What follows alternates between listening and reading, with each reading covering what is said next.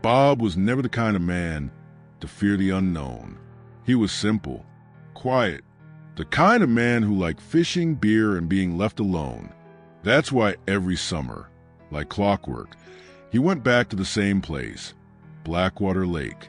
It was a forgotten spot, hidden deep in the woods, far from any town or road. No phone signal, no visitors, just a cabin, the lake, and the endless silence that wrapped around it like fog. People in the nearby village whispered about that lake. They said it was cursed, that it took people, that it was alive. But Bob didn't believe in stories. He believed in facts. And the fact was, Blackwater always gave him the biggest fish of his life. But that summer, it was different. The first thing he noticed was the smell, not the usual scent of pine and damp earth. This time, the air was thick and metallic, like rusted iron soaked in stagnant water. It clung to him, got in his clothes, in his mouth. Then came the water, blacker than before. Not just dark, but black, like ink. He dropped a line into it and never saw the hook again. Not a nibble, not a single fish, just stillness. At night, he began to hear things. Not owls, not coyotes. Something else. Something wet. Something breathing. Deep, slow, steady breaths just beyond the trees. He told himself it was the wind. But the wind doesn't breathe. On the third night, he saw it. A shape standing at the edge of the lake. Tall, thin, too thin.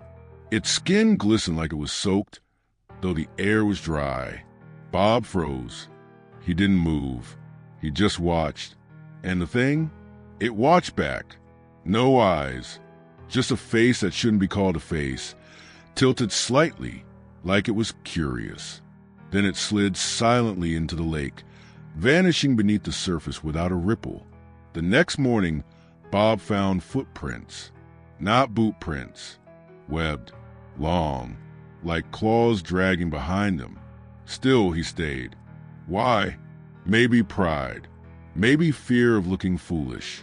Maybe something deeper, like the lake didn't want him to leave. The dreams came next. Drowning. Darkness. A voice bubbling up from below, whispering his name over and over, like it had always known him, like it had been waiting. He tried to leave, threw his bags into the truck, turned the key, and nothing. The engine was dead. No reason. Full battery. Full tank. Just dead. That night, he lit a fire and sat with his back to the cabin. He didn't sleep. He didn't blink.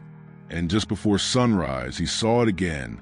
This time it was closer, standing in the shallows, half in the lake, half out, watching. He didn't run, didn't scream, just sat there, staring. By morning, he was gone. No blood, no struggle, just an open door, an unlit fire, and a single wet footprint on the wooden floor of the cabin. One that let in and never let out. They say the lake is calm again now. Quiet, peaceful.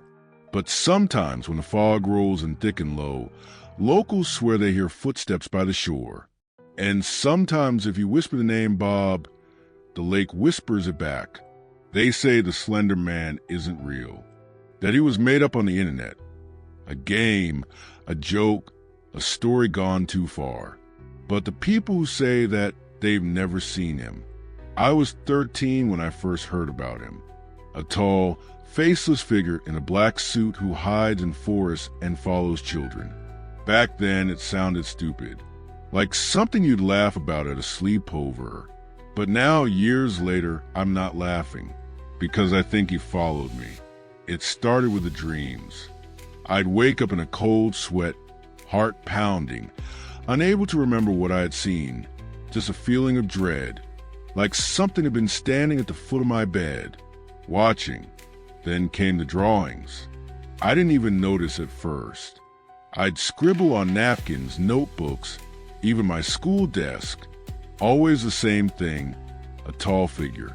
No face, just long limbs and a suit, trees behind him, circles with excess through them. My teachers thought I was acting out. I thought I was just bored, until the nosebleeds started. I'd be fine one moment, then suddenly blood dripping onto the drawings I didn't remember making. My mom thought it was stress. My dad said I was faking. But deep down, I knew something was wrong. I began seeing him, not clearly, just glimpses, at the edge of the woods behind our school, in the reflection of a bus window. At first I'd blink and he'd be gone, but then he started getting closer. One night, I stayed up late, scrolling forums about him, stories, photos, warnings.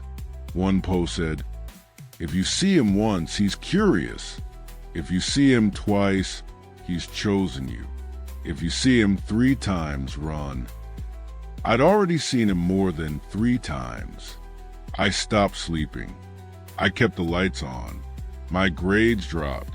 My friends stopped calling. It was like my world was shrinking and only he was left in it. I tried to tell someone once, the school counselor, but when I described him, she went pale, asked me to leave. The next week, she quit. I started walking home a different way every day. But no matter where I went, he was there. Not always close, but always there, just standing, never moving, never blinking. I remember the last night I saw him clearly. I was at home. Power was out. No wind, no noise. I lit a candle and sat on the floor, shaking. And then I felt it, that pressure, like the air was too heavy to breathe. I turned toward the window, and there he was, not outside, inside, behind me. No sound, no movement, just presence. My limbs wouldn't work. My vision blurred, and in my head, I didn't hear words. I felt them. He doesn't want to hurt you. He wants you to belong to him. Then nothing. I woke up 3 days later in the hospital. They said I was found in the woods, barefoot, scratched, muttering nonsense. I don't remember going there, but they found my phone with dozens of pictures, all black, except one. In the center, barely visible through the trees, was a shape, tall, thin, watching. I moved to the city after that. No trees, no parks, just buildings and people and noise. I haven't seen him since. But sometimes when I close my eyes, I feel him, waiting. And if you're listening to this, if you've ever seen something tall in the corner of your eye, you might want to keep your lights on tonight, just in case he's curious.